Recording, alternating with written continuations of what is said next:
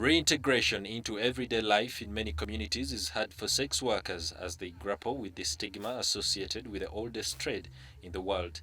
The NGO Women's Organization Network for Human Rights Advocacy is one of the many sector players ensuring that this tide changes so that prostitutes become productive after abandoning the streets in the red light districts.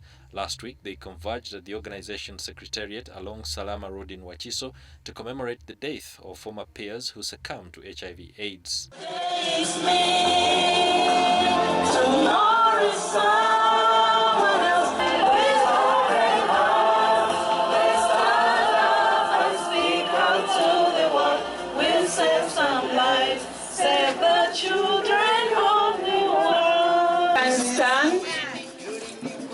And observe a moment of silence for all those. But today, the organization engaged the police and local government officials from Wakiso and Kampala districts on how the various stakeholders can effectively work to ensure that the rights of this increasingly vulnerable group can be protected. While at the same meeting, Deborah Mbabazi, the Rubaga resident city commissioner and acting RCC for Kampala district, called upon the sex workers to engage in a number of activities which are income generating and lawful. So we are saying in government we are, one, sensitizing, which we are doing here today, that we need to empower people, we need to give them confidence that there is out there something they can do. As long as you are normal, you are able-bodied, you can do something.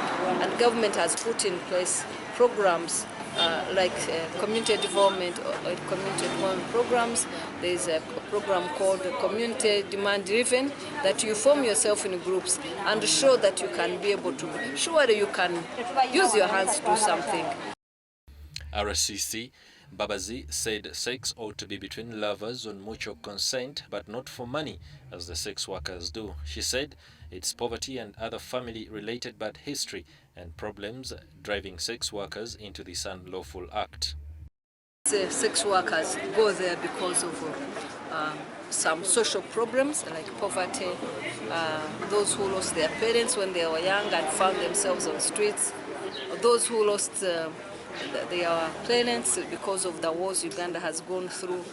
But I think those now are adults, but we still continue seeing this coming up. In a similar manner, Henry Kitambula, the Machinde resident city commissioner, stressed that sex workers are not bad people, but what is necessary is for them to abandon the act because it's indecent and cannot be done throughout one's life.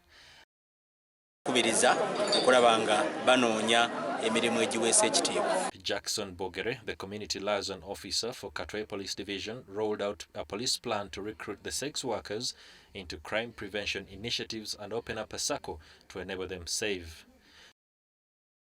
Organizing these sex workers to unite, make a circle to ensure that at least they have something to save for their future, because sex work in Uganda is not allowed, it's a criminal, and why they are doing this, it's because they lack what to do, they lack a capital, but once they come together and make a circle, they will avoid this business of borrowing from banks, because in any case, some of them don't have mortgages, so that is securities to the banks, but once they are together, they can borrow from their own association at a cheaper interest.